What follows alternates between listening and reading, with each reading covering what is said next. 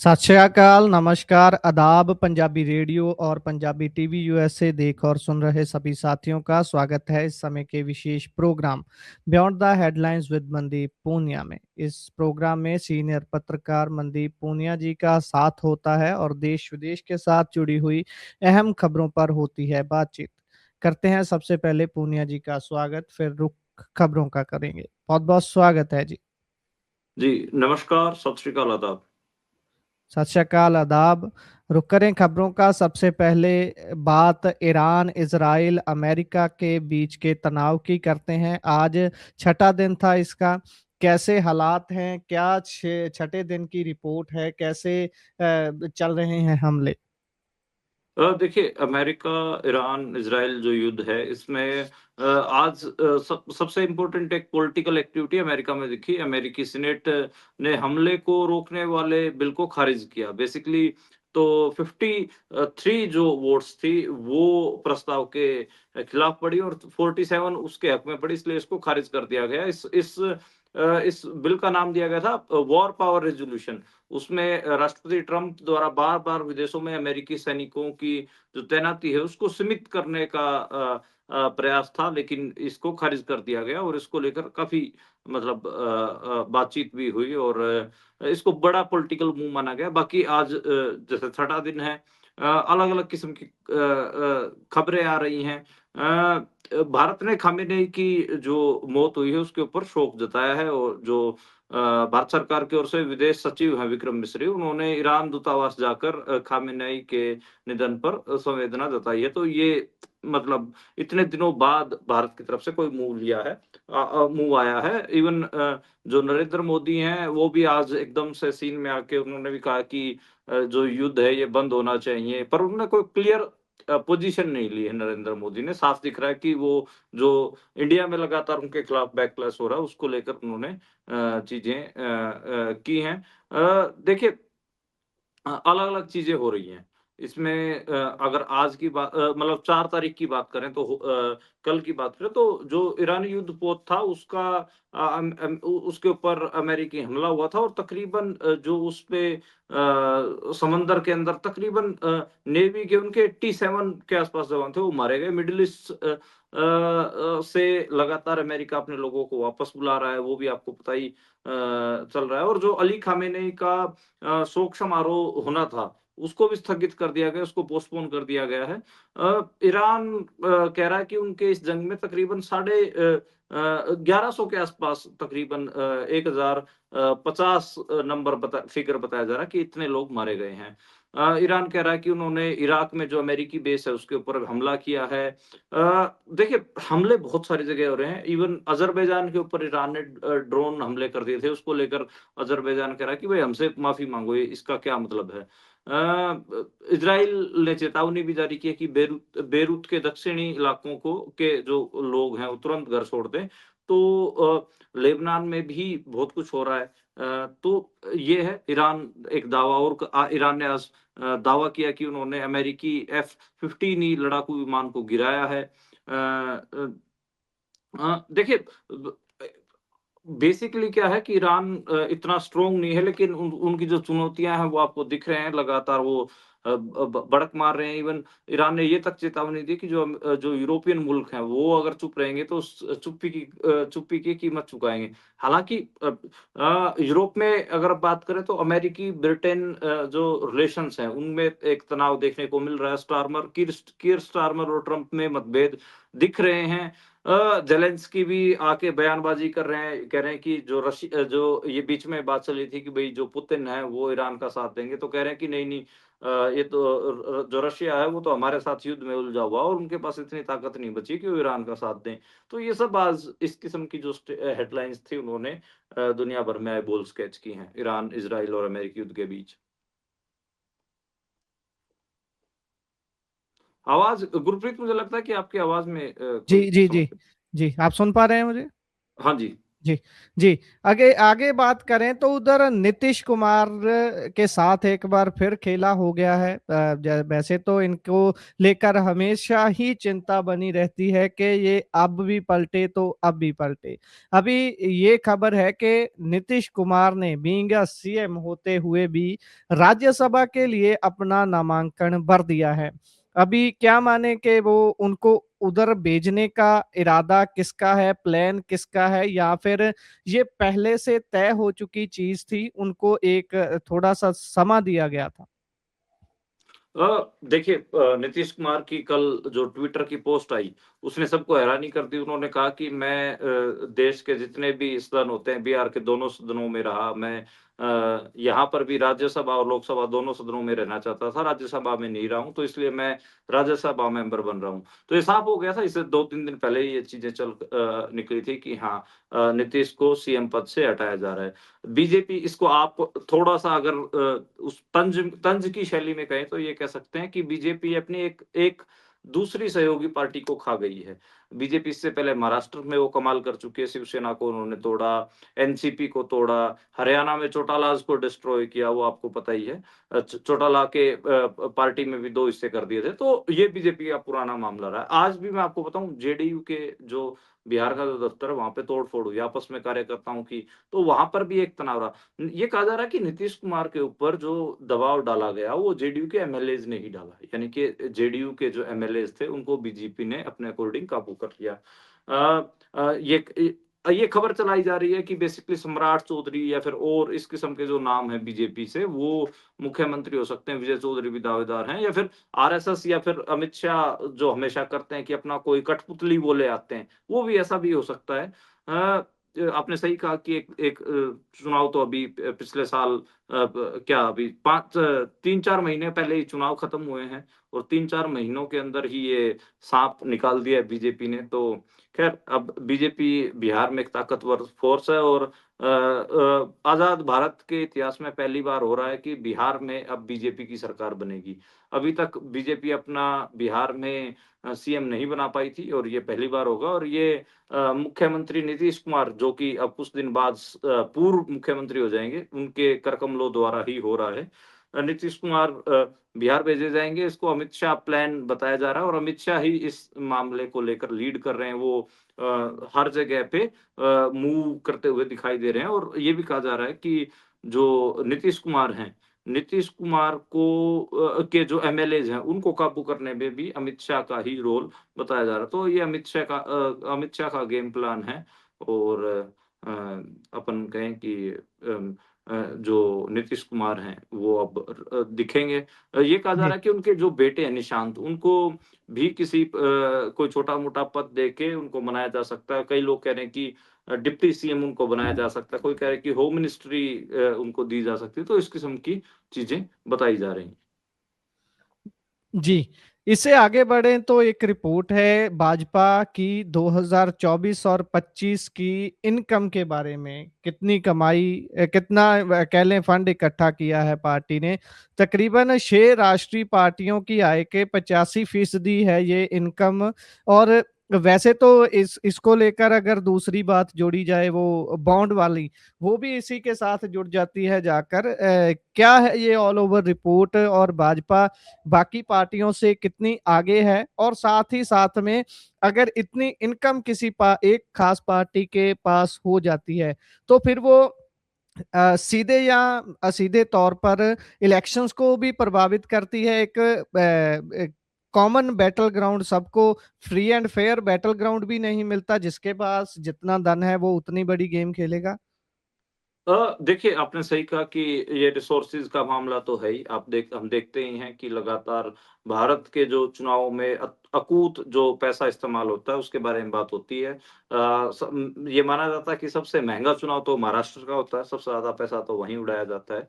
ख़ैर, association for democratic reforms, ADR की ये रिपोर्ट है, साल 2024-25 का जो फाइनेंशियल ईयर रहा है, उसको लेकर है, और ये नेशनल पार्टीज़ की के बारे में रिपोर्ट जारी की है। बीजेपी नंबर 1 पर है, तकरीबन पौने 6800 करोड़ रुपए उनकी इनकम दिखाई गई है। ये तो व्हाइट में है, आप थोड़ा समझिए कि जो पैसा बढ़ता है वो तो सब ब्लैक का होता है। ख़ैर, बिल्कुल, बिल्कुल।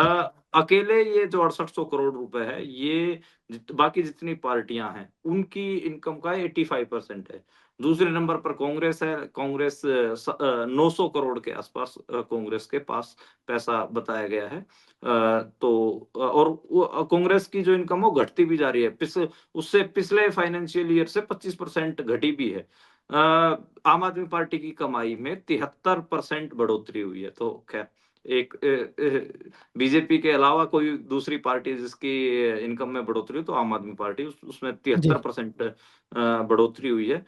तो ये एक मामला है। सीपीआईएम की जो लेफ्ट की जो पार्टी है सीपीआईएम, जिनकी केरल में सरकार, उनके पास 172 करोड़ की आमदनी है। बीएसपी जो कि मायावती की पार्टी है, 58 करोड़ रुपए उनके पास है, इनकम है। और आम आदमी पार्टी 39 करोड़, एनपीपी 2 करोड़ रुपए। तो ये टोटल अभी निकल के आया है, और ये सारा बेसिकली जो नेशनल पार्टियों के जिनकी जिनको टैग मिला हुआ है उनकी बात हो रही है। अ, अ, अब बात करें कि जो जैसे ममता बनर्जी, तृणमूल कांग्रेस है, या फिर डीएमके है, स्टालिन की पार्टी है, वो सब या अकाली दल है, ये सब क्षेत्रीय दल हैं। अगली जो रिपोर्ट आएगी उसमें इन सब क्षेत्रीय दलों की भी बात होगी, नेशनल पार्टियों की के बारे जी। में बात होगी। जी, बिल्कुल।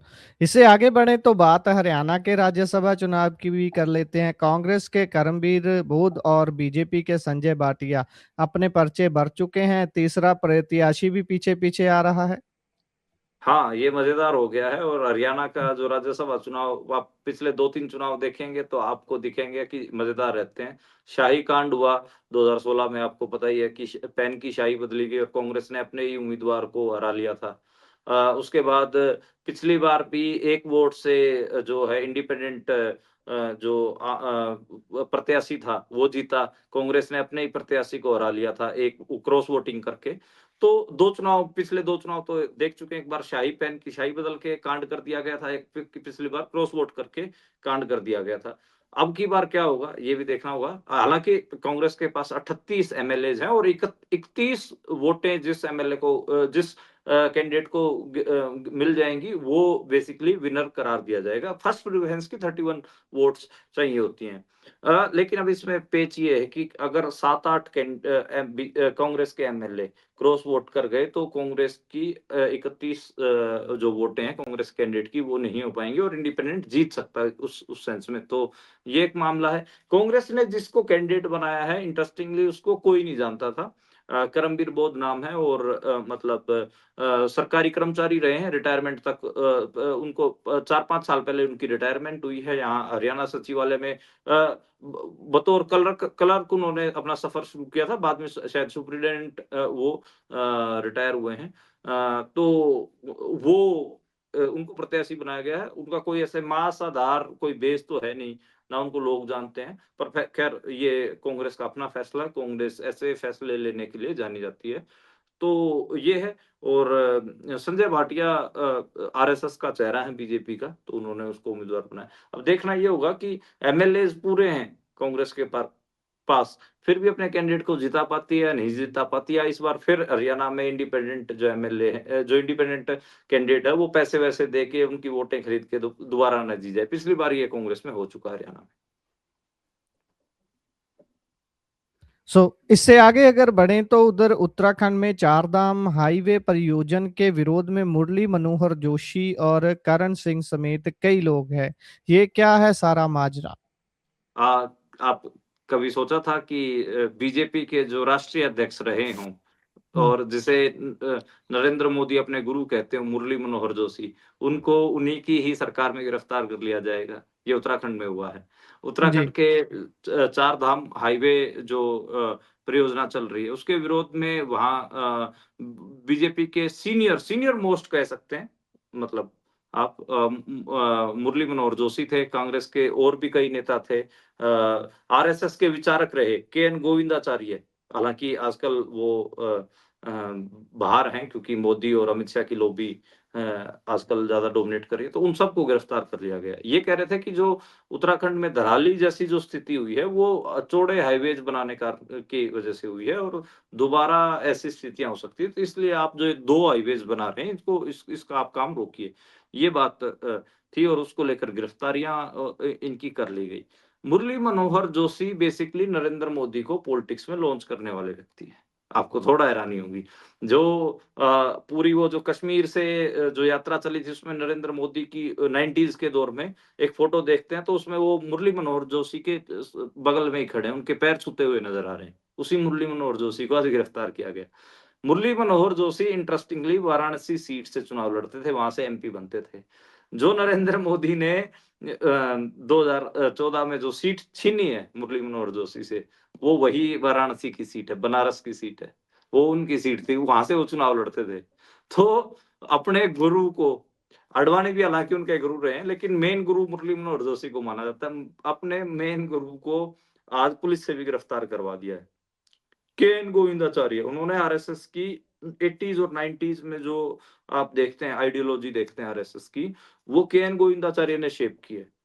आरएसएस के सबसे मेन विचारक रहे 1980 1990 के दशक में, आज वो जेल में थे। खैर, ये आप देखिए कि सियासत किस मोड़ पर ले आई है कि चेले अपने गुरुओं को गिरफ्तार करवा रहे हैं। हालाँकि मुद्दा बहुत जायज़ था कि हिमालयाज़ में जो ये डेवलपमेंट हो रही है, डेवलपमेंट के नाम पे जो चौड़े हाइवेज़ बनाए जा रहे हैं, ये आने वाले दिनों में बहुत वहाँ पर तबाही लेकर आएँगे।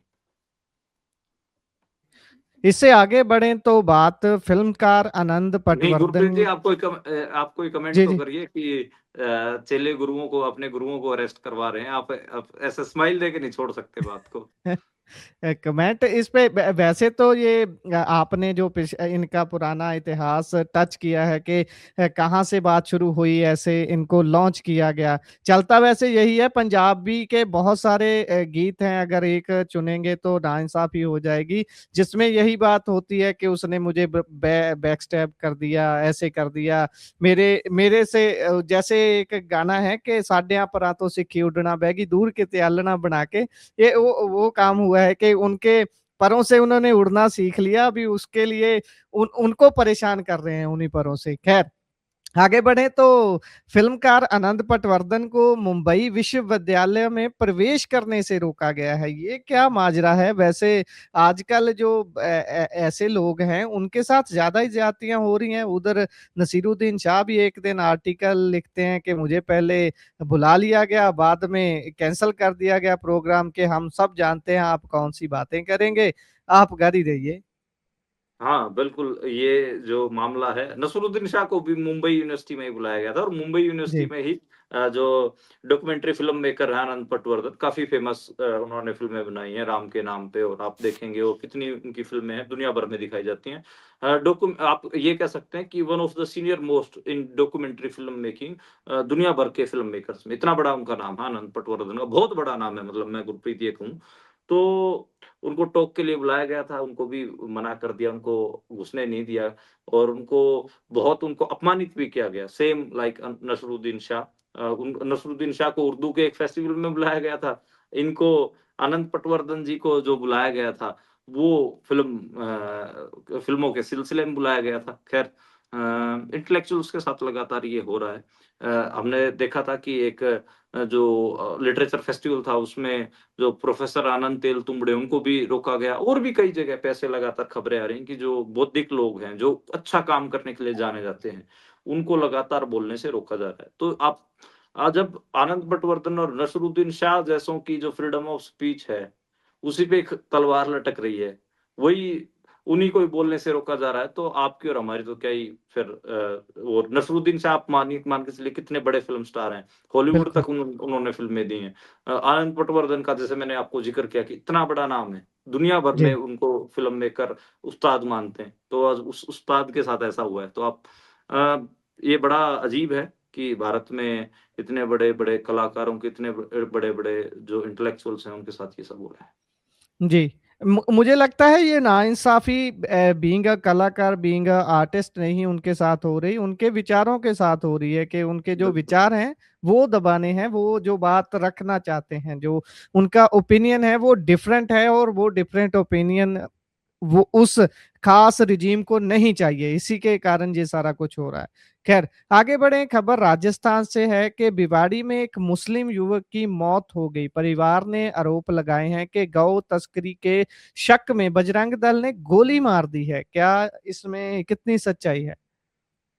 अ, ये बड़ा अजीब है और ये भिवाड़ी जो इलाका है राजस्थान का, ये हरियाणा बॉर्डर से लगता है और ये वो जो अहिरवाल बेल्ट है, बेसिकली गुड़गाँव, मानेसर से शुरू होके रेवाड़ी, बावल, उसी के आस-पास उसी के बीच में ही, मतलब रेवाड़ी और मानेसर के बीच में ये जगह पड़ती है भिवाड़ी। है जी, राजस्थान में, लेकिन ये हरियाणा बॉर्डर के साथ लगती हुई है। और इसी में वो मोनू मानेसर आपने फेमसली सुना होगा, जिसने नासिर जुनैद को गाड़ी में ज़िंदा जला के मार दिया था। तो सेम वही वही गैंग है, उन्हीं ही के लोगों की ही बात आ रही है। और उसमें हालाँकि शिकायत दी गई है। पुलिस इसको कह रही है कि नहीं-नहीं, ये तो आपसी विवाद था। इसको जी, उस तरफ जाने ही नहीं दे रही। तो ख़ैर, ये मामला अभी देखते हैं कि इसमें क्या होता है। वैसे एक खबर मैं आपको और बता दूँ कि नासिर जुनैद मामले में जो जेल में बंद थे मोनू मानेसर, उनको ज़मानत मिल गई है। तो राजस्थान में, राजस्थान के, क्योंकि नासिर और जुनैद बेसिकली राजस्थान के मुसलमान थे। उनको राजस्थान से उठा के ये मोनू मानेसर लेके आया था और बोलेरो गाड़ी में ज़िंदा जला दिया था। अंदर बैठा के हुँ, उसमें आग लगा दी थी गाड़ी में। तो आप देखिए कि कितना क्रूरता इनके अंदर भरी होती है। अ, तो अब उसको भी 2 साल बाद 2023 में उसकी गिरफ्तारी हुई थी, तो अब उसको मोनू मानेसर को ज़मानत दे दी गई है। तो ये, क्योंकि राजस्थान में अब ऑब्वियसली उस समय कांग्रेस की सरकार थी, अब बीजेपी की सरकार, तो बीजेपी अपने लोगों को तो निकालेगी। तो ये एक मामला है। इसमें जी। वहाँ पर लगातार उस इलाके में, एनसीआर का इलाका है, दिल्ली के नज़दीक लगता हुआ, वहाँ पर लगातार बजरंग दल अपनी गतिविधियाँ बढ़ा रहा है। उत्तर प्रदेश से लगते हुए जो इलाके हैं, जैसे गाज़ियाबाद, नोएडा, उधर भी बढ़ रहा है, और इधर हरियाणा में ये जो गुड़गाँव, मानेसर, रेवाड़ी वाला जो इलाका है, अहिरवाल की बेल्ट है, इसमें सारे ये इस किस्म की सांप्रदायिक घटनाएँ लगातार बढ़ रही हैं। जी। पंजाब में आज सुओ मोटो लिया गया, खास तौर पर जो रंजीत का एनकाउंटर हुआ था गुरदासपुर में, उसको लेकर। और बहुत बड़ी इसको हम खबर मानते हैं इसलिए क्योंकि इस समय में जो हम अब इन दिनों देख रहे हैं माहौल अदालतों का, छोटी बड़ी सभी अदालतें सुओ मोटो लेना जैसे वो भूल चुकी हैं। बिल्कुल ऐसी ही चीजें नजर आती हैं। अगर कोई हैबियस कॉर्पस लेकर जाता है, उस पर कई कई टाइम तक सुनवाई नहीं होती, उसको देखा नहीं जाता। लेकिन आज पंजाब हरियाणा हाई कोर्ट में सुओ मोटो लिया गया और पंजाब के डीजीपी, कार्यकारी डीजीपी को बुला लिया गया। तो इसमें कितनी फटकार पड़ी है, कितनी पंजाब सरकार की नालायकी सामने आई है, पंजाब पुलिस को कैसी कैसी बातें सुननी पड़ी पड़ी हैं अदालत से, वो जरा विस्तार में बताइए। क्योंकि ये एक टेस्ट केस है जो इस समय आग लगी हुई है। जैसे अगर हम सुखपाल खैरा की बात मान ले तो वो तो 42 केसेस बता रहे हैं कि अभी तक जो फेक इनकाउंटर लगते हैं ऐसे सामने आ चुके हैं। देखिए, कोर्ट में इस जो फेक एनकाउंटरों की जो बात है, ये हुई, इसके ऊपर बात हुई, उस लिहाज से नहीं हुई कि इनको डायरेक्टली फेक नहीं बोला गया। जी, जो एडवोकेट तनु बेदी थी, उन्होंने सवाल उठाया कि भई नवंबर 2025 से लेकर जनवरी 2026, सिर्फ इस ढाई महीने के अंदर-अंदर 34 एनकाउंटर हुए हैं और सबकी कहानी एक जैसी ही है। और जी, इस मामले में भी आप देखिए कि इस कहानी क्या बना रखी, भई हथियार रिकवरी करने के लिए गए थे, उस वक़्त ये मामला हुआ। अब हथियार रिकवरी करने के लिए गए, उस समय तो 3-4 मुलाज़िम थे जी, पुलिस के। फिर ये मतलब जज ने भी ये बात बोला। और जो पंजाब के डीजीपी हैं, कार्यकारी डीजीपी गौरव यादव, वो वीडियो कॉन्फ्रेंसिंग से पेश हुए थे। अब हाई कोर्ट कह रहा है कि 2 हफ्ते के अंदर आप इसमें अपना रिप्लाई सबमिट करेंगे। और ये भी कहा कि भई इस पे एसआईटी भी, हालाँकि डीजीपी कह रहे हैं कि हमने एसआईटी बना दी है, और कह रहे हैं कि सीजेएम गुरदासपुर हम उनको उनके ध्यान में भी ये है। फिर भी हाई कोर्ट ने ये कहा है कि पुलिस 2 हफ्ते के अंदर जवाब दाखिल करेगी। कोर्ट ने कहा कि जो बच्चा मारा गया वो 18-19 साल का था। ऐसे में ये मामला काफ़ी गंभीर है। मतलब आप जी, 18-19 साल के बच्चे को ऐसे मार दे रहे हो उठा के, ये कहाँ तक जायज़ है? मेरे को देखो, एक चीज़ हमेशा मेरे को याद रहती है। देखिए, बहुत बार जब इन एनकाउंटर्स की बात होती है, तो बुजुर्गों से मैं कई बार ये कहते हुए सुनता हूँ कि वो सियासतदान या फिर वो पार्टी बहुत माड़ी होती है, जो अपने सूबे के लोगों की दाढ़ियाँ पुलिस के हाथ में पकड़ा देती है। और बिल्कुल। ये सरकार कर रही है। हुँ, तो पुलिस के हाथ में जो दाढ़ियाँ पकड़ाई जा रही हैं, उसका अंजाम आप देखिए, नौजवानों के एनकाउंटर के तौर पर आ रहे हैं। किसानों का जो आंदोलन था, उसको कैसे बर्बरतापूर्ण पुलिस ने निपटाया, वो आपने देखा। बठिंडा और का जो इंसिडेंट देखा है, ज्योंद का? हाँ, हाँ, जोंध का आप इंसिडेंट देखिए, तो ये बड़ा मतलब इसमें मेरे को कहने में कोई मतलब गुरेज नहीं है कि एक ये पुलिस स्टेट बनने की तरफ जा रहा है। और ये पुलिस मतलब लोगों को लगता है कि जो एक पुलिस है, उसकी जो कानून की लाठी है, भई वो तो शांति बहाली के लिए, लेकिन नहीं। ये जो घटनाएँ हैं, ये कुछ और इशारा करती हैं।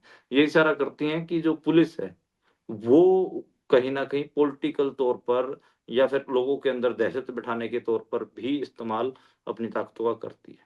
तो और वैसे भी हम डेमोक्रेटिक मुल्क हैं। कोई भी वर्दी जो होती है, जो यूनिफ़ॉर्म होती है, वो हमें नहीं चला सकती, हमें हमारे चुने हुए लोग चलाएँ।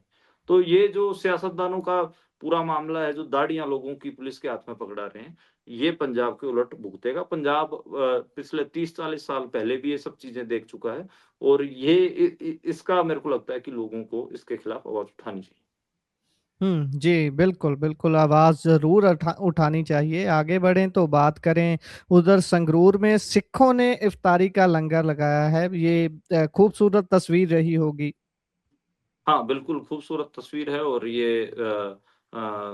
एक 7-8 गाँव हैं, वहाँ पर मुसलमान परिवार रहते हैं, उन सबको बुला के अलग-अलग जगहों पे कई कई जगह हम देखें गुरुद्वारों में, कई डेरों में, कहीं अपने जो पर्सनल घरों के दालानों में भी लंगर लगाए गए उस इलाके में और काफ़ी उसमें आपा कहें कि अ, एक सौहार्दपूर्ण तस्वीर देखने को मिली। ये ऐसी तस्वीरें पहले इस मुल्क में बहुत सारी जगहों से आती थी, इवन हिंदी बेल्ट से भी आती थी।